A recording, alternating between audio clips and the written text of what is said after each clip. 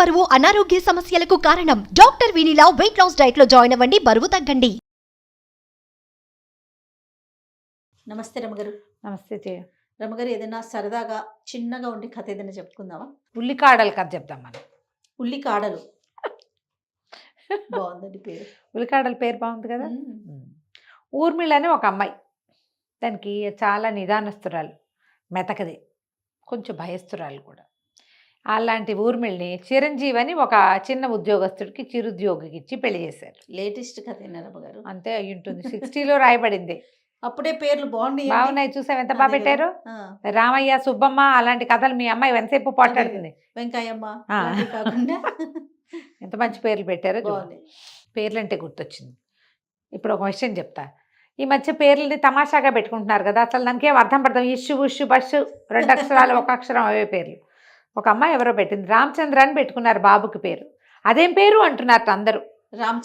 రామచంద్ర పేరుకి తక్కువ అమ్మా? ఎంత మంచి పేరు, ఎంత మంచి పేరు, ఎంత చక్కటి పేరు.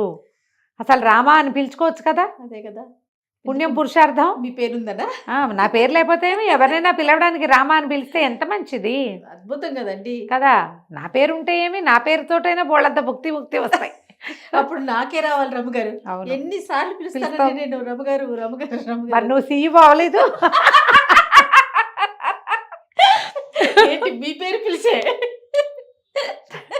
నా పేరు పిలిచి కాదు, నా పేరు పిలవడం వల్ల వచ్చే ప్రయోజనం భగవంతుడి అనుగ్రహంతోనా? లక్ష్మీదేవి అనుగ్రహించింది. నేను థ్యాంక్ యూ సో మచ్. చెప్పలేకపోతాం కదా. అంతే కదండి, భగవంతుని నామస్మరణ అప్పుడు ప్రత్యేకించి పిలవకుండా వ్యక్తుల ద్వారా పిలిచే అవకాశం కదా. అందుకే మనం దేవుడి పేర్లు పెట్టుకుంటాం జయ.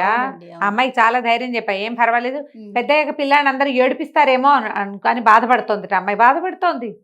ఎందుకు బాధపడతావమ్మా, చక్కటి పేరు, ఎంచక్క చాలా మంచి పేరు పెట్టుకున్నావని. చాలా బాగుంది. ఈ వీడియో అమ్మాయికి నేనే పెట్టాలి స్వయంగా. పెట్టేయండి. చక్కటి పేరు. ఒకవేళ ఈ పేరు బాగులేదు అన్న వాళ్ళు ఎవ్వరు మనుషులుగా పరిగణించడానికి కూడా పనికిరారు. Oh my god. ఇది బాగులేదంటారా జయ ఎవరైనా? పైగా ఎవరి పేరు వాళ్ళ ఇష్టం కదా. దీనికి అర్థం లేకపోతే ఆలోచించాలి. పరమార్థం కలిగిన పేరు కదా. పలకటానికి ఎంత బాగుంది ఉంది కదా రమగారు. చక్కగా రామని పిలుచుకోవచ్చు, చంద్ర అని పిలుచుకోవచ్చు, రామచంద్ర అని పిలుచుకోవచ్చు. రామచంద్ర ఎంత బాగుంది అసలు. అనడానికే ఎంత బాగుందో చూడు, మనసు నిండిపోయేలాగా. ఏమిటో బాగులేదు ఇదేం పేరు అని ఎవరైనా అడుగుతారా దాన్ని? అంతే కదా. చాలా బాగుంది రమగారు, నిజంగా బాగుంది. ఆవిడకి చెప్పండి. అదే కదా. సరే, ఓకే. అయితే ఊర్మిళ చిరంజీవి పెళ్లి చేసుకున్నారు. అయితే ఈ చిరంజీవి పరమ అసహనం, మహాకోపిష్టి, దురుసు, ఏదో చేసేవాడు ఉద్యోగం. ఒకరోజు ఏం చేశాడు, ఉల్లికాడలు పట్టుకొచ్చి పైవి ఆకులు కత్తిరించి, ఆకులు దుంపలు కత్తిరించేసే. బాగుందిగా. బాగుంది. సరే, అమ్మాయి ఆ మూగుడు ఏం చెప్పినా సరే సగమే వింటుంది. భయం దానికి.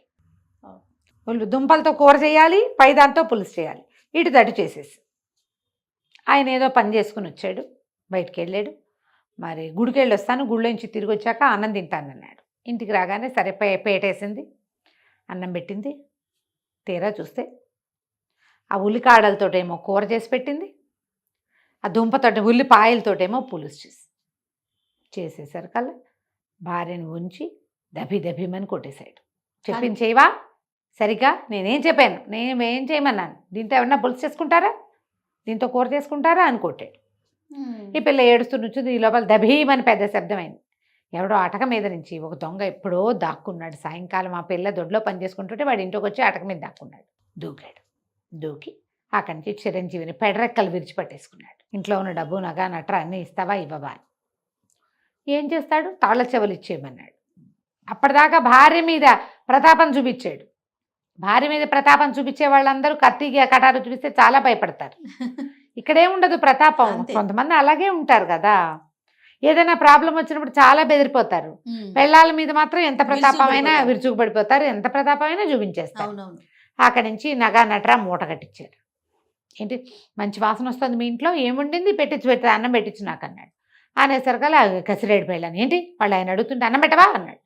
అనేసరికల్లా దొంగ గారికి అన్నం పెట్టమని కత్తి అనేసరికల్లా దొంగ అన్నాడు, నేనే అరవాలి, నువ్వు అరవకూడదు, నువ్వు నోరు మూసుకుని ఉంచో అనేసరికల్లా అమ్మాయి ఏం చేస్తుంది, మొగుడు కోసం పీటేసి కంచపెట్టిందిగా, తినేసాడు చక్కగా. మళ్ళీ ఇంకో పేటేసి కంచం తెచ్చిపెట్టింది.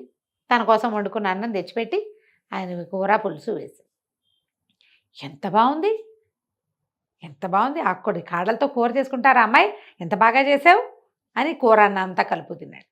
అక్కడి నుంచి అసలు ఉల్లిపాయ పులుసు అదిరిపోయింది అన్నాడు.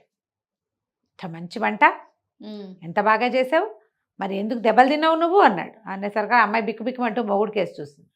చూసారు కల్లా దొంగ అన్నాడు. నేను అసలు దొంగని ఎందుకయ్యానో తెలుసా నీకు, మా నాన్న తాగుబోతు, మా అమ్మని తెక్కొట్టేవాడు, ఎప్పుడూ కొట్టుకు తెచ్చేవాళ్ళు, అన్నిటికీ కొట్టేవాడు, ఇంట్లో ఉండలేక పారిపోయా, చదువు సంధ్య రాలా నాకు, ఏమీ చేయలేక దొంగయ్యా. ఓకే, నువ్వు ఎంతసేపు గొడవ చేస్తుంటే మీ ఇంట్లో పిల్లలు ఎట్ట బాగుంటారు, మా నాన్న కనుక అంత తాగుబోతు కాకపోయినా, లేదా మా అమ్మని అంత కొట్టకపోయినా, తాగినా ఆయన దగ్గర ఆయన తాగి పడుకున్నాడు అనుకో, ఏదో మా రకంగా మేము పోయేవాళ్ళం ఎడగొట్టక, అంతేగా. అంతేగా. నువ్వు ఇంటికి వచ్చి రోజు కొట్టి ఆవిడ ఏడ్చి అన్నం వండలేక దెబ్బలు తిన్న ఆవిడ ఏం వండుతుంది, వంట చేయలేదు కదా, ఇంకేం పని చేస్తుంది, ఎట్లా పిల్లల్ని పెంచుతారు అలాంటి తల్లులు. పెంపకం సరిగ్గా లేక నేను దొంగనయ్యాను, నీకేం పోయే కాలం, శుభ్రంగా వండి పెట్టింది కదా, అది కాకపోతే ఇది ఏదైతే ఏమి మీరు తినడానికి ఏం బాధ, రెండు బాగున్నాయిగా రుచిగా, నేను చెప్పింది చెప్పినట్టు చేయలేదు కాబట్టి రుచిని కూడా గ్రహించని గుణం, కోపం అసహనంతో సాధించేది ఏమీ లేదు కదా, సంసారం పాడు చేసుకోవటం అని బుద్ధులు చెప్పాడు అని చెప్పాడు. నువ్వు పాడు చేసుకుని ఇట్లా చేసావు,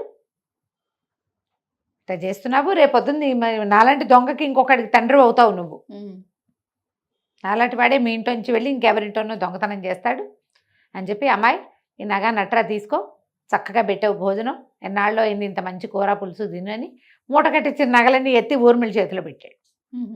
వెళ్ళొస్తానని చీకట్లో కలిసిపోయాడు. అక్కడి నుంచి చిరంజీవి ఏనాడు అమ్మాయిని ఏం అనలేదట. ఎందుకంటే ఇది చూడు ఎంత చిన్న కథ జయ, తండ్రుల తల్లుల దుష్ప్రవర్తన తర్వాత తరాన్ని విపరీతంగా పాడు చేస్తుంది. పెద్ద ఉల్లికాడల మీద కొట్లాడుకోవడం చిన్న విషయంగా మనకు నవ్వుతూ కనిపిస్తుంది, ఇలాగే పోట్లాడుకుంటారు. పెడితే పెట్టావని, పెట్టకపోతే పెట్టలేదని, కాఫీలో పాలు ఎక్కువైనాయని, లేదా డికాక్షన్ తక్కువైందని, టీ పొడి ఎక్కువ వేసావు తక్కువ వేసావని దాని మీద కొట్టుకుంటారు. కొడతారు కూడా జయ, చెయ్యి విసిరేసేస్తారు, ప్రతి దానికి తగాదా పడతారు. తండ్రులే కాదు తల్లులు కూడా చేస్తారు. తల్లులు కూడా పిల్లల్ని ముందు అది పెట్టి తర్వాత ఇది పెట్టాలి, నేను చెప్పాక నేను చెప్పింది చెప్పినట్టు ఎలా చెప్పానో అలాగే చెయ్యి. చాలా మందికి ఉంటుంది ఇలాంటి దుర్గుణం. వాటిని కరెక్ట్ చేసుకోకపోతే మన తర్వాత తరాలు ఏం నేర్చుకుంటాయి మన దగ్గర నుంచి. తల్లులేమో పిల్లల్ని కాల్చుకు తింటారు, తండ్రులేమో భార్యల్ని కాల్చుకు తింటారు. ఒక్కోసారి తండ్రులే భార్యల్ని పిల్లల్ని కూడా కాల్చుకు తింటారు. రేర్గా తల్లులు కూడా తండ్రుల్ని కొడుకుల్ని కాల్చుకు తింటారు. వాళ్ళు ఉంటారు. అమ్మో, వాళ్ళు కూడా ఉండి అసలు భర్తకి కొడుక్కి టెర్రర్గా ఉంటుంది తల్లి అంటే. అలాంటి వాళ్ళు చాలా మంది ఉన్నారు. ఈ తరహా వల్ల మనం సాధించేదేం లేదు. అవును, తర్వాత తరాలని పాడు చేసేస్తాం. వాళ్ళు మీ మొహం తప్పించేస్తారు, మీతో ఉండరు, పారిపోతారు. ఒక్కొక్కళ్ళకి ఒక్కో రకంగా ఉంటుంది. ఇతని భార్యకి ఉద్యోగం ఉంది, ఏదో తిండి పెడతాడు, ఎంతసేపు తిడుతుంటే తిండి ఏమి ఎక్కుతుందమ్మా. అంతేగా. ఈ తిట్లు తిట్టే వాళ్ళంతా పద్ధతులు మార్చుకోవాలని చెప్పడానికి ఈ బుజ్జి ఉల్లికాడలు కథ చెప్పాం. చాలా బాగుంది రమ్మగారు, సూపర్. నమస్తే. నమస్తే జయ.